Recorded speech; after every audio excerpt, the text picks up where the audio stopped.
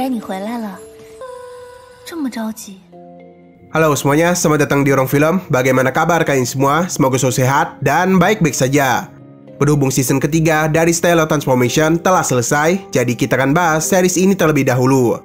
Dan untuk series Wonderland dan Lord of the Universe akan Mimin hentikan sementara waktu hingga pembahasan series ini selesai. Jadi akan ada perubahan jadwal pada channel ini. Bagi kalian yang belum pernah menonton series ini, Mimin sarankan untuk menonton season 1 dan season 2-nya terlebih dahulu. Dan jika ingin menonton pembahasan kedua series itu, linknya sudah Mimin siapkan di bawah. Karena Ruang Film sudah membahas season 1 dan season kedua dari series ini, dan tidak langsung loncat ke season ketiganya. Bagi yang belum pernah menonton season ketiga ini, Mimin sarankan untuk menontonnya terlebih dahulu. Karena bagaimanapun, pengalaman menontonnya secara langsung sangat berbeda dengan hanya mendengar Mimin berbicara saja. Dan kita ingatkan lagi, konten ini akan menjadi full spoiler.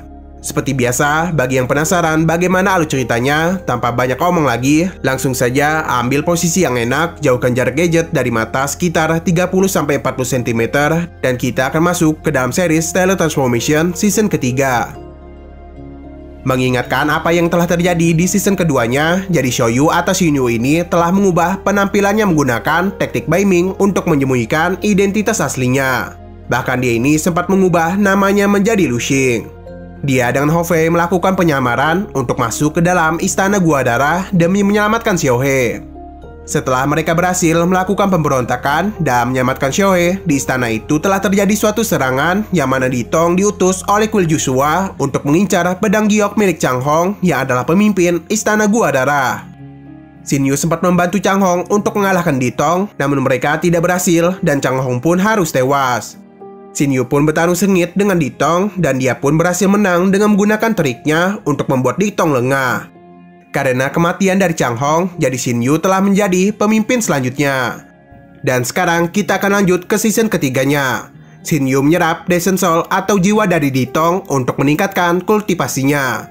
Dan sekarang ini, Shin Yu telah berada di tahap akhir meteor. Berhubung level kekuatan dari Stellar Transformation sangatlah banyak, jadi Mimin sudah sediakan link untuk kalian. Di saat Shin Yu berkultivasi itu, Hofei dan Xiaohe pun muncul. Di sini, Xiaohe pun kembali bertemu dengan Shin Yu, dan dia tidak menyangka Shin Yu ini sudah menjadi pemimpin istana Gua Darah. Xiaohe telah mengetahui apa yang telah terjadi dan merasa bersalah karena tidak bisa membantu. Shin Yu meminta Xiaohe untuk tidak memikirkan hal tersebut, dan dia pun menunjukkan pedang dan sarung tangan yang telah dia sempurnakan. Tidak hanya itu saja, kini kemampuannya sudah meningkat berkat Descent Soul milik Ditong.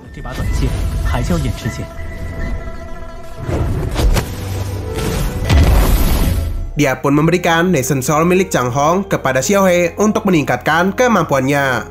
Melihat hal itu, Hofei merasa iri, namun Shin Yu memberitahu dia akan memberikan hadiah jika Hofei memberikan tongkat hitamnya. Nah, di sini Hofei tertarik dengan pedang giok, namun Shin Yu menjelaskan bahwa itu bukan senjata, melainkan salah satu dari 9 kunci untuk membuka gerbang peri.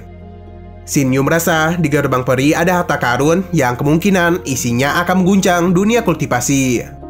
Karena telah mendapatkan satu pedang giok, Xiaohe dan Hofei berencana untuk mencari kunci lainnya dan mendapatkan harta karun tersebut.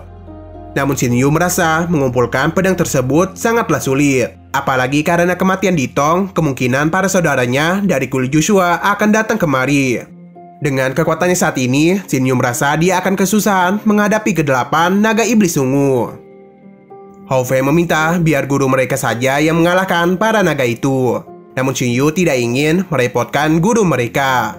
Mendengar Shin Yu ingin kembali ke Taman Bambu, membuat Xiaohe dan Hofei merasa kakak mereka ini merindukan Lier.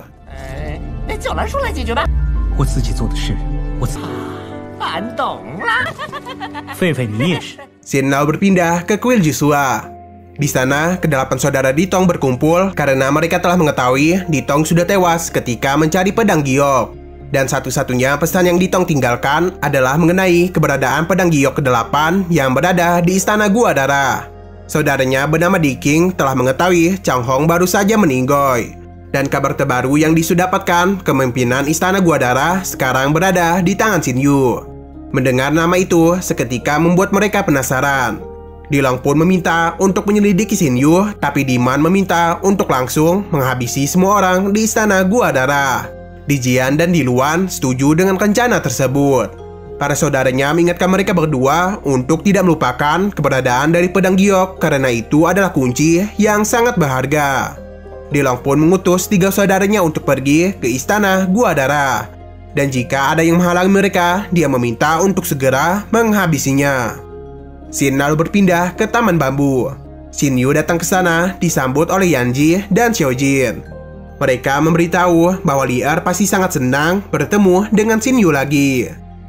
Nah, Guru Lan datang karena dia tahu Xinyu akan datang kemari.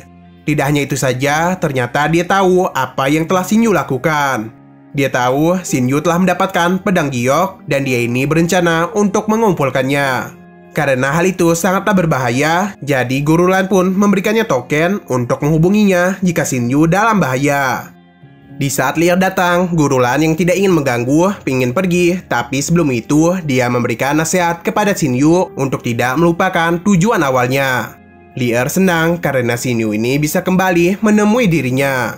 Tapi dia kecewa setelah mengetahui Xinyu akan segera pergi karena memiliki urusan lain. Li Er memberitahu bahwa dia ini baru saja belajar bermain catur. Karena Xinyu berada di sini, dia meminta untuk menemaninya bermain. Xinyu pun setuju dan mereka berdua pun menikmati kebersamaan dengan bermain catur dan ditemani alunan musik yang lumayan romantis. Di sini, Xinyu kaget karena dia bisa kalah bermain catur.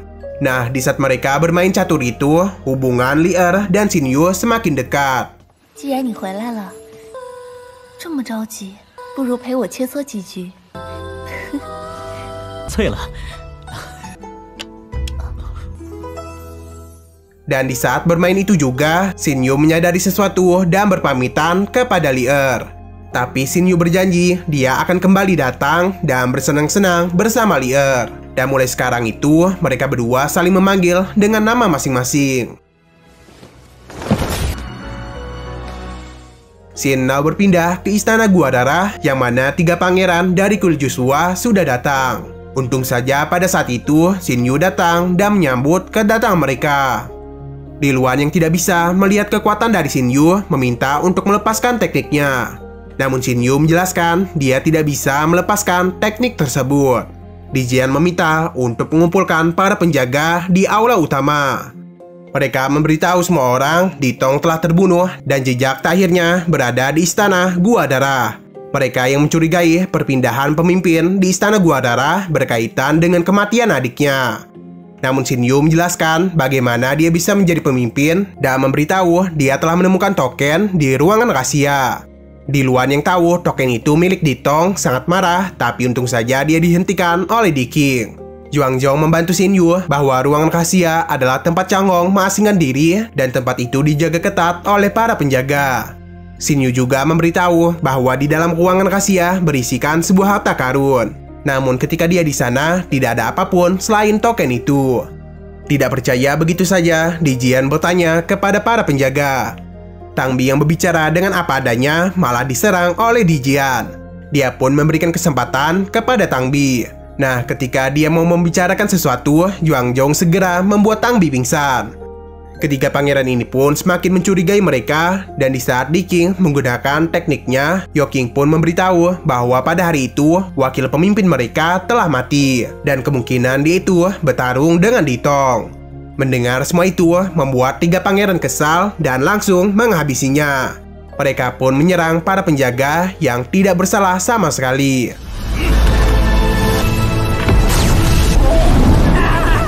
Xinyu meminta Xiaohe dan Hou Fei untuk tidak menunjukkan kekuatan mereka dan dialah yang akan menghadapi ketiga pangeran itu. Xinyu yang tahu dia tidak bisa menghadapi mereka sekaligus menjauhkan jarak antara mereka supaya dia ini bisa menyerang mereka satu persatu.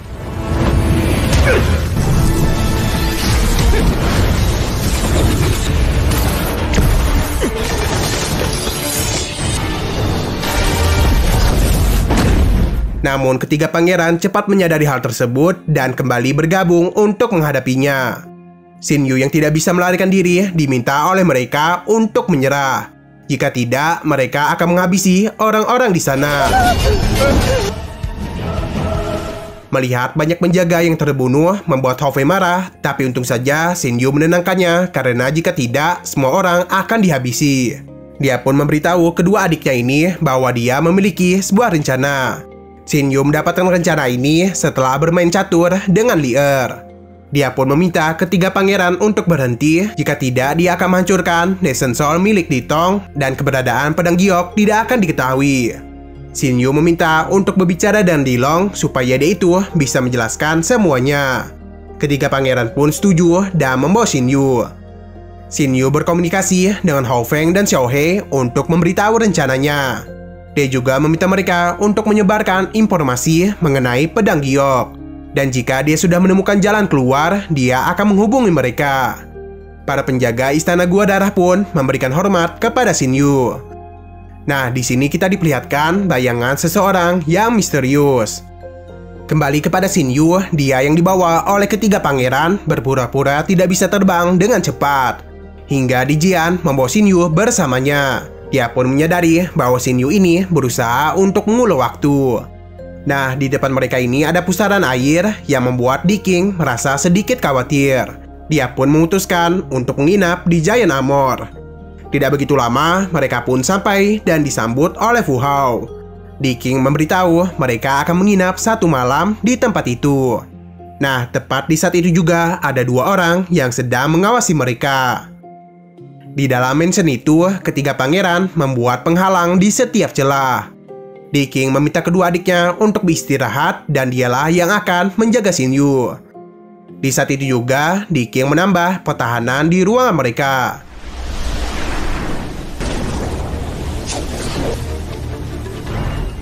Shin Yu menyadari ada seseorang yang datang kemari dan tanpa diduga dia itu dengan mudah menghabisi Di King. Pria ini bernama Teng Shan dari istana Naga Hijau. Sepertinya dia juga diutus untuk membawa Shin Yu.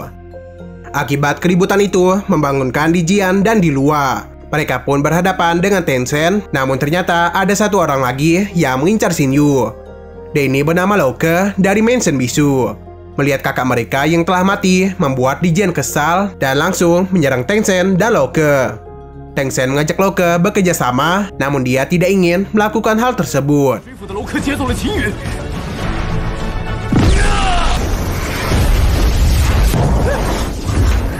Di Jian yang sangat marah menyerang mereka dengan membabi buta dan membuat Lauke pun setuju bekerja sama dengan Tencent. Di Jian menggunakan teknik tubuh untuk menghadapi mereka berdua. Tidak mau kalah, Tencent dan Lauke juga menggunakan bentuk tubuhnya. Tapi walaupun mereka bekerja sama, tetap saja tidak bisa mengalahkan Di Jian.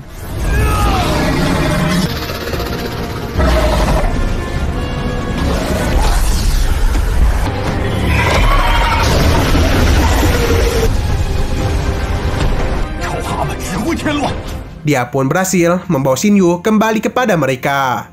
Dia tidak menyangka informasi tentang pedang giok menyebar dengan sangat cepat. Di Jian pun mulai mencurigai Shin Yu, tapi untung saja Shin Yu pintar dan memberikan alasan yang masuk akal kepada mereka. Di Jian memberikan adiknya pil Yushi dan mereka pun segera pergi dari tempat tersebut. Shin lalu berpindah ke istana Naga Hijau. Tencent meminta maaf kepada rajanya karena tidak bisa membawa Shin Yu. Untung saja rajanya tidak marah karena dia merasa kuil Joshua akan segera hancur. Dan dia pun berencana untuk bekerja sama dengan Mansion Bisu. Kembali kepada Shin Yu, dia ini dibawa ke hadapan Di Long. Di Jian memberitahu apa yang telah terjadi di perjalanan yang menyebabkan kakak kedua mereka meninggoy. Mendengar semua itu membuat Diman marah karena akibat Shin Yu, kakak mereka telah mati. Shin Yu dengan santai memberitahu bahwa Di King terbunuh karena lemah dan tidak ada hubungan dengan dirinya. Di Su menanyakan keberadaan dari pedang giok dan pembunuh dari adiknya. Shin Yu memberitahu bahwa dia tidak tahu semua itu karena gurunya lah yang telah memberitahu dirinya. Dia pun menceritakan pada hari itu Di Tong berhasil mengalahkan Chang Hong dan mendapatkan pedang giok. Namun saat itu juga ada pria misterius yang menghabisi Di Tong. Tentu saja mereka tidak percaya begitu saja dengan perkataan dari Shin Yu. Shin Yu kembali memberitahu bahwa gurunya memiliki wawasan yang tinggi. Dan dia jugalah yang memberitahu bahwa pedang giok berada di istana Gua Darah. Xin Yu pun merasa kasihan kepada Ditong dan Chang Hong yang bertarung sengit, tapi pedang itu malah diambil oleh orang lain. Disu pun merasa bahwa orang misterius itu adalah guru Xin Yu. Tapi Xin Yu menjelaskan bahwa gurunya sama sekali tidak tertarik dengan hal tersebut, karena dia itu hanya peduli kepada dirinya. Mendengar semua itu, Dilong pun memutuskan untuk memenjarakan Xin Yu dan akan memanggil Xuan Jingse untuk melahap ingatan dari Xin Yu supaya mereka tahu apa yang sebenarnya telah terjadi. Xin Yu pun dibawa ke dalam pavilion Xian Kun dan akan ditahan di sana. Xin Yu menanyakan apakah mereka tidak menjaganya karena sekarang Istana Naga Hijau dan Mansion Bisu sudah tahu tentang pedang giok. Li Jian hanya tertawa karena Xin Yu tidak akan bisa keluar dari tempat tersebut. Kembali ke kuil, mereka takut perkataan Xin Yu tentang gurunya adalah benar. Namun Dilong merasa itu semua adalah kebohongan saja. Diman juga tidak percaya, dan jika itu memang benar, dia siap untuk menghadapi guru Xin Yu. Nah, di saat Jingse telah datang, tiba-tiba saja ada gempa di tempat mereka. Yang ternyata ada seseorang yang telah menghancurkan pondasi istana mereka, yang ternyata semua itu adalah perbuatan dari Xin Yu. Mereka pun kaget bagaimana Xin Yu ini bisa melarikan diri dari Aula Xian Kun. Dilong pun merasa dia mendapatkan bantuan dari Istana Naga Hijau dan Mansion Bisu. Mereka pun mencoba untuk menstabilkan istana mereka karena Xin Yun telah banyak menghancurkan pondasi istana mereka.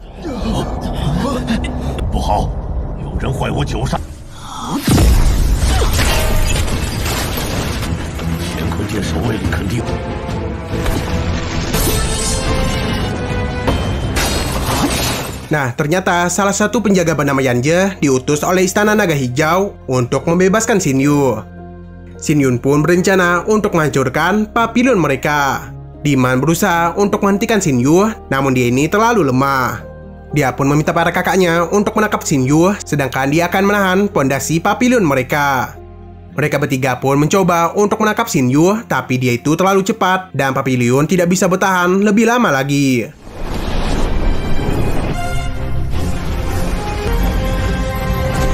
Xin Yu terus-menerus menghancurkan pondasi supaya mereka fokus untuk menahan pavilion. Dilong pun menggunakan kekuatannya untuk menangkap Xin Yu. Tapi semua itu sia-sia saja karena Xin Yu berhasil menghancurkan pondasi Tahir.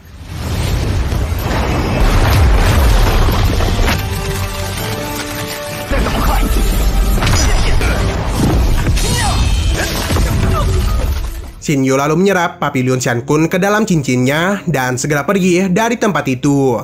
Mereka yang sangat marah segera mengejar Xin Yu. Aksi kejar-kejaran pun terus berlangsung, yang ternyata Xin Yu ini sedang menuju ke tempat yang dijanjikan.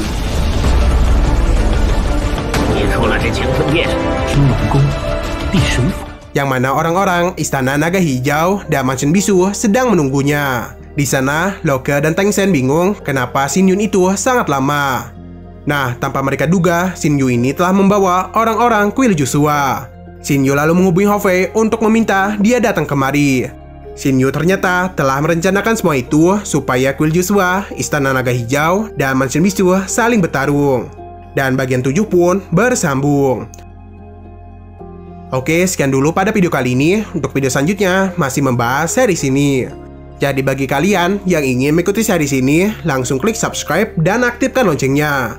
Oke, terima kasih yang sudah menonton video sampai habis. Jika kalian suka pada video ini, klik like dan share ke teman-teman kalian tentang channel ini. Dan ditunggu aja kelanjutannya. Oke, sampai jumpa di video selanjutnya.